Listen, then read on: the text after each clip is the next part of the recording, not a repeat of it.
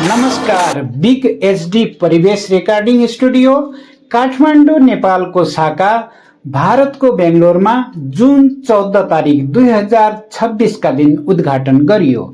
सोही दिन केएस थोलोको आयोजनामा Nishan dance music and fine आर्ट्सको आयोजनामा संगीत कक्षको पनि उद्घाटन गरियो।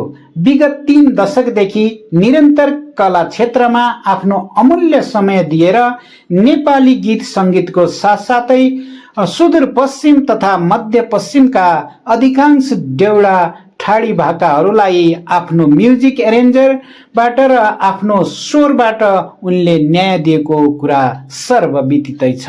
सुदूरपश्चिमकै पहिलो म्युजिक एरेन्जर तथा गायक संगीतकार वाद्यवादक आरजे बिजी मोडेल भुवन प्रकाश बडुलाई बेङ्गलोरका कलाकारहरूले गरेको सम्मान उनले आत्मसात गर्दै आगामी दिनहरूमा गीत रिकर्ड, म्युजिक एरेन्जर, भोकल कक्ष, हार्मोनियम, तबला, ढोलक, बाँसुरी, सारङ्गी, मादल, गिटार आदि सुचारू गर्ने बडुको भनाई यहाँहरूको माझमा सार्वजनिक गर्यो।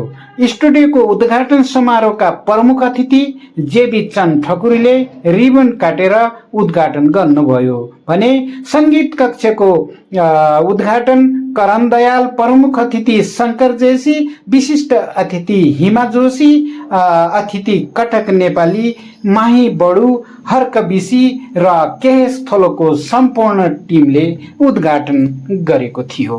यसको साथै भुवन बडु सरलाई आफ्ना 2 शब्द राखिदिनु हुन हार्दिक अनुरोध गर्दछु। रेकर्डिङ स्टुडियो जुन नेपाल काठमाडौँमा छ त्यसको हामीले चाहिँ शाखा बेङ्गलोरमा हामीले चाहिँ स्थापित गरेका छौँ, गर्दैछौँ र जति पनि बेङ्गलोरमा बस्नुभएका आदरणीय प्रवासी कलाकारहरू, सङ्गीत प्रेमीहरू, कला क्षेत्रमा आबद्ध रहनुभएका, विभिन्न सङ्घ संस्थामा आबद्ध रहनुभएका आदरणीय व्यक्तित्वहरू यहाँहरू सबैजनालाई मेरो तर्फबाट अन्तर्हृदयदेखि धन्यवाद र नमस्कार गर्न चाहे। र योभन्दा पूर्व मैले भारतको मुम्बईमा पनि मैले स्थापना गरेको थिएँ। कारणवश कोरोनाले गर्दाखेरि त्यति त्यहाँ चाहिँ फस्टाउन सकिएन भन्नुपर्छ, मैले यो कुरा सर्लङ्ग पार्नुपर्छ। र अहिले पनि बिग परिवेश रेकर्डिङ स्टुडियो काठमाडौँमा छँदै नै छ, त्यहाँ कार्यहरू सुचारू भइरहेको छ। र अहिले बेङ्गलोरमा जति पनि प्रवासी कलाकारहरू हुनुहुन्छ उहाँहरूको सेवामा म यसरी आउनु पाउँदा म आफूलाई भाग्यमानी ठान्दछु। प्रवासमा बसेर पनि नेपाली कला संस्कृतिको गर्नको लागि नेपाली कलाकारहरू यसरी मैले प्रत्यक्ष रूपमा भेट्न पाउँदा निकै खुसी भएको छु। र आजको यो कार्यक्रममा प्रमुख अतिथिको रूपमा आदरणीय जेबी चन्दज्यू हुनुहुन्छ, उहाँलाई म अन्तर्हृदयदेखि स्वागत गर्न चाहन्छु। यसै गरेर चाहिँ क्यामेरामा हुनुहुन्छ हाम्रो केएस थोलोका निर्देशक हाम्रो रजनी कोहलीजी हुनुहुन्छ, उहाँलाई पनि धेरै धेरै धन्यवाद दिन चाहन्छु। यसै गरेर चाहिँ यो कार्यक्रमको शोभा बढाउनका लागि थुप्रै मित्रहरू हुनुहुन्छ, जस्तै हाम्रो के अरे हाम्रो शङ्करजी हुनुहुन्छ, यसै गरेर हाम्रो चाहिँ रजनीजी हुनुहुन्छ, पिएमजी हुनुहुन्छ, हाम्रो थुप्रै कलाकार हुनुहुन्छ। हाम्रो कटक जिल्ला देखेको छैन, हाम्रो दानबहादुर दाई धेरै पुरानो, उहाँको म सानै थिएँ, करिब दाई 20-22 वर्ष जति भएको होला। अलगा रेकर्डिङ स्टुडियोमा चाहिँ मैले एरेन्ज गरेको थिएँ दाईको पहिलो गीत नै हुनुपर्छ जस्तो लाग्यो। सायद त्यो सेकेन्ड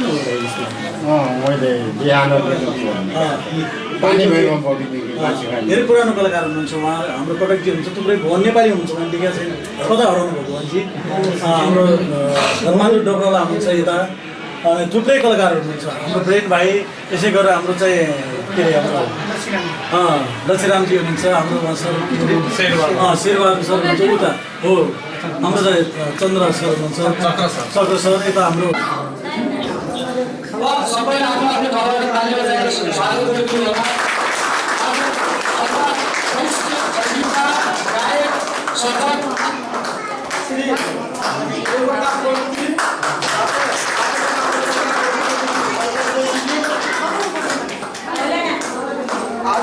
यस कार्यक्रमका प्रमुख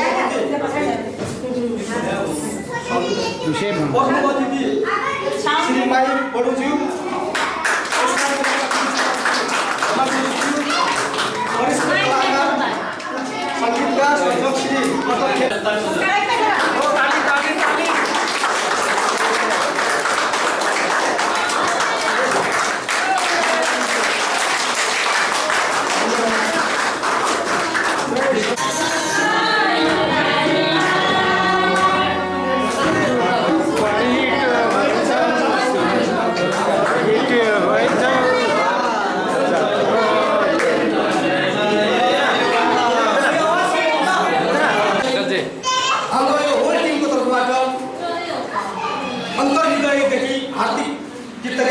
व्यक्त गर्न चाहन्छु।